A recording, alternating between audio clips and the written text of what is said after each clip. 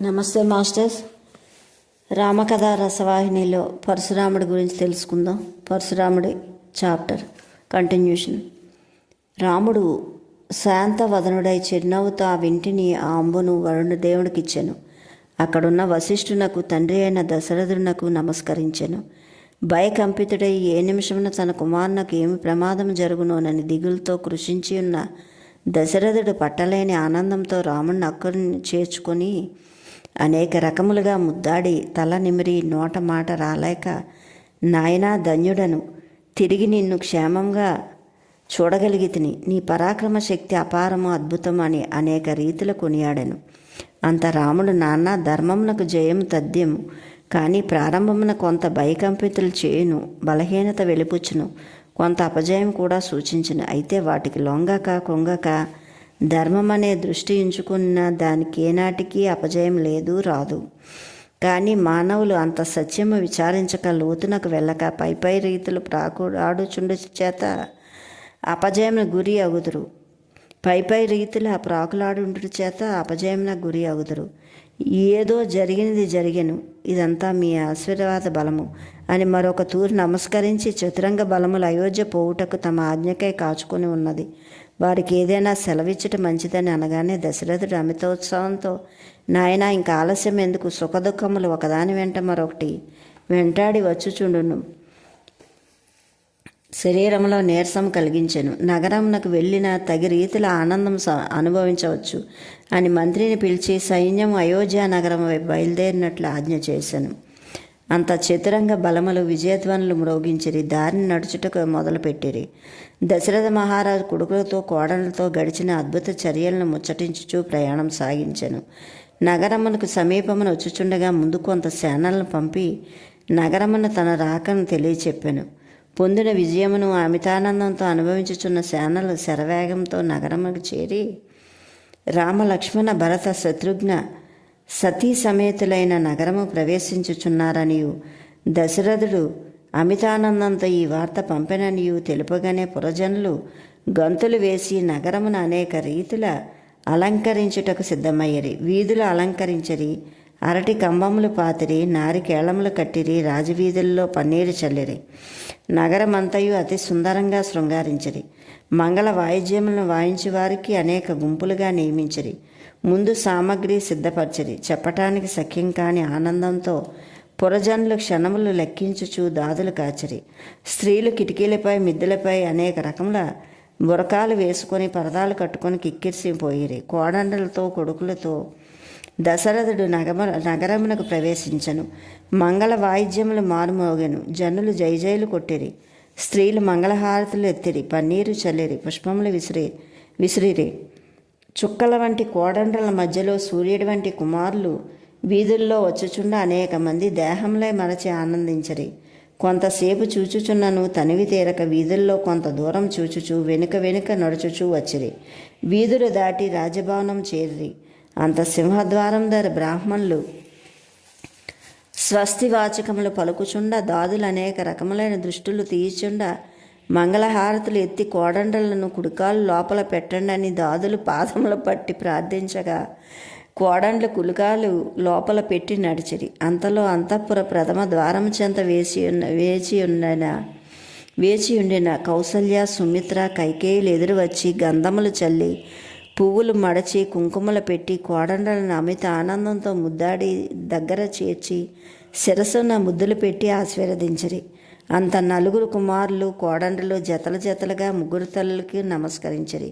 అప్పుడు ఆ తల్లుల ఆనందం హద్దు తెగి పట్టరాని సంతోషంతో వాళ్ళ కంటి నుండి ఆనంద బాష్పాలు జలజలా రాలెను.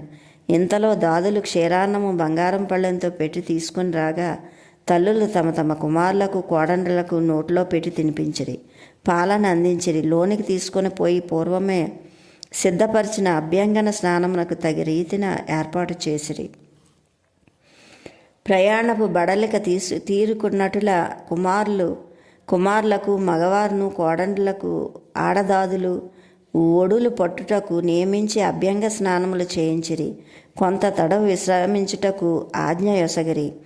వారు నిద్రించుచుండగా తలలకు పొగ వేసేవారు, పాదములను నొత్తువారు, వింజామర్లకు విసురువారు, తమ తమ పనులు అమితోత్సాహంతో చేయదొడగిరి. ఆనాడు వార్లకు ఆహారాదులను అక్కడికే పంపిరి. బాగుగా విశ్రమించిన తర్వాత ఆనాడు సాయంత్రం అయోధ్య నగర స్త్రీలకు పేరంటమునకు రప్పించిరి. చక్కని వేదికపై వారిని బంగారం పీఠములు వేసి సిద్ధంగా నుండిరి. తల్లులైన కౌసల్య, సుమిత్ర, కైకేయి తమ కోడళ్లను అతి విలువైన వస్త్రములతో, వజ్రములతో, వైడూర్యములతో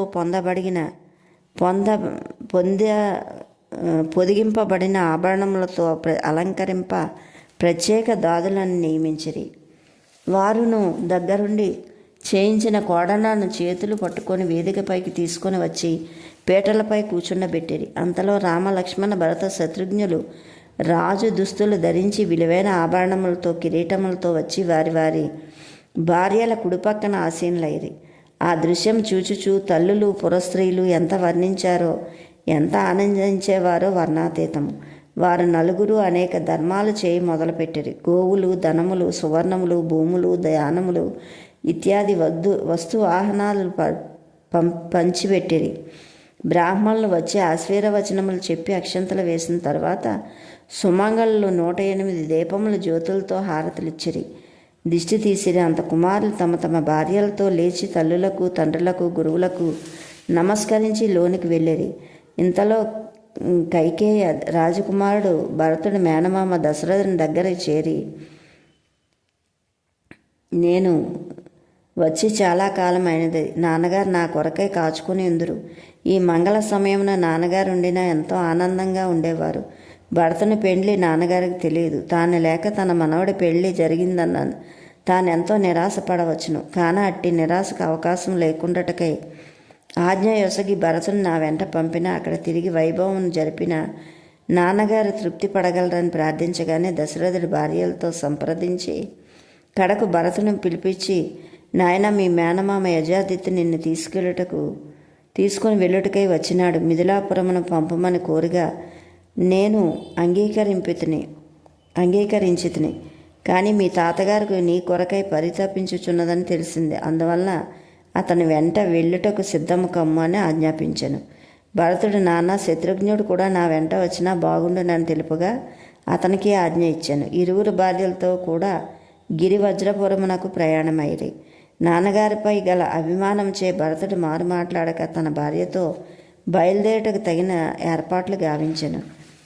భరతుడు మహాబుద్ధిమంతుడు, అంతేకాదు జితేంద్రుడు. భరత శత్రుఘ్నులు ఇరువురు తమ తమ ధర్మపత్నులతో కూడి ఆనందంగా ప్రయాణం జరిపి గిరివజ్రపురములకు చేరి అక్కడ తన ముద్దుల మనవడిని చూచు నిమిత్తమై కాచుకొని ఉండిన తాతగారి భరత శత్రుఘ్నులను చూసి హక్కును చేర్చి ముద్దాడి పట్టరాని ఆనందంతో పక్కన కూర్చుండబెట్టుకొని అయోధ్య క్షేమములు అనేక రకముల విచారించి ప్రయాణం బడలకిచ్చే అలసిపోతురని, వారాలను తగు రీతిగా విశ్రమించుడని తమ తమ వసతులకు పంపి నాటి నుండి కన్న బిడ్డల కంటే కడు ప్రీతిగా ఆదరించుచు అతి జాగ్రత్తగా చూచుకొంచుండెను.